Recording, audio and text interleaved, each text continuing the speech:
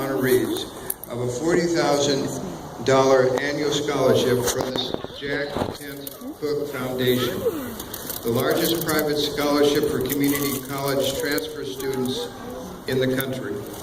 The Jack Kent Cook Foundation Undergraduate Transfer Scholarship is awarded to the nation's top community college students to complete their bachelor's degrees at a four-year college or university.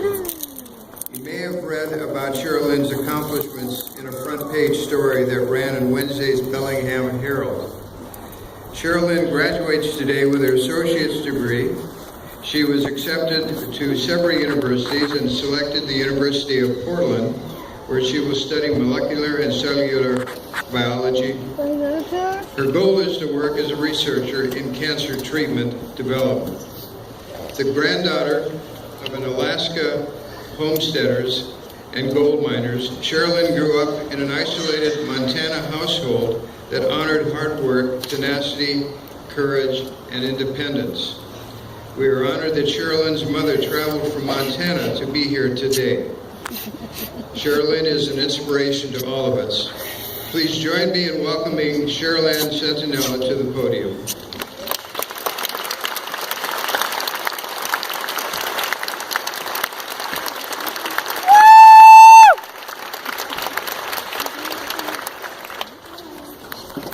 That's my baby.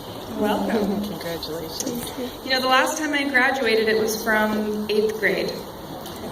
I barely graduated the 8th grade, and I didn't make it very far in high school. I did receive my GED here at Whatcom many years later, and chose to come back to seek a degree, and here I am. But I'm not local to Washington. I'm a country girl from Montana. I went to middle school and high school in Montana, in a small town on the edge of the Cabinet Mountains. It was not common to find intellectualism in a place like that. It was more favorable, and perhaps even more necessary, to be able to work hard physically, and to be good at surviving in a world without drive-through windows, supermarkets, and delivery services. In Montana, I hunted for food. I trained horses, I learned how to track animals, and I learned a lot about trees. Everyone there knew a lot about trees. While I did not get good grades in middle school and high school, when I would go to school, I was part of a poetry group. Myself and all of my friends would use the school computer labs to print multiple copies of our poetry. Then we would pass them out to anyone who would take them. My school had us organize a student publication for our writings, but it didn't last long.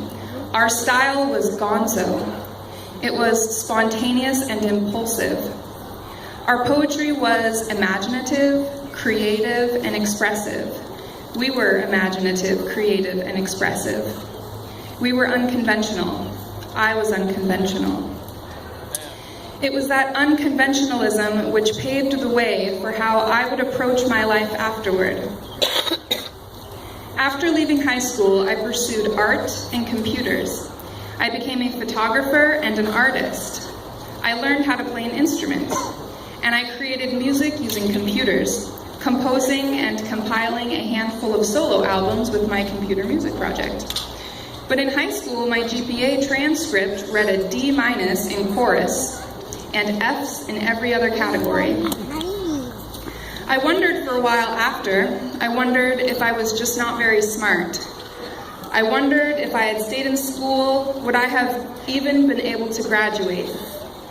Really though, my approach to learning was just unconventional and didn't fit well with the structure of the school that I was in.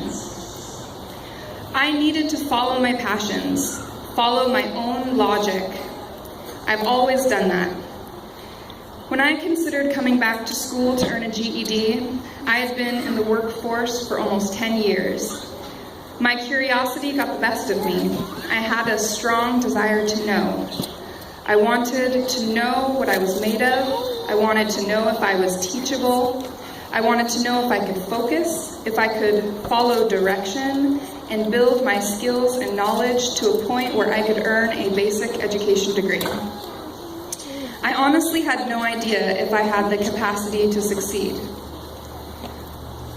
My story may be unique, or it may not be, but the beauty of undergraduate education here at Whatcom is that there are so many stories, so many backgrounds. There are students here from all over the world, students from all different age groups, students with different levels of inspiration and focus. I've met some students who just want to finish school so they can get a job, any job. I've met students who are here building skills they can use to make changes in the world. I've met students who want to risk their lives standing up for human rights of those less fortunate. Students who want to help those who have not had an opportunity to become educated, to become independent, and have gone unprotected and uncared for. I met a student once who had had a successful career in engineering, but found himself unhappy there. So he decided to go back to school at Whatcom to complete prereqs for dentistry school. He became one of my favorite and best Whatcom friends. The students standing here before you today represent a small model of society. We've been together here working toward goals, working past barriers, challenging ourselves and growing into ourselves. We have each earned the start to the next phase of our lives, wherever that may be. For me, I have decided to spend the next phase of my life continuing my pursuit of knowledge at the University of Portland. Reflecting on my time at Whatcom, I have had the unique opportunity to build strong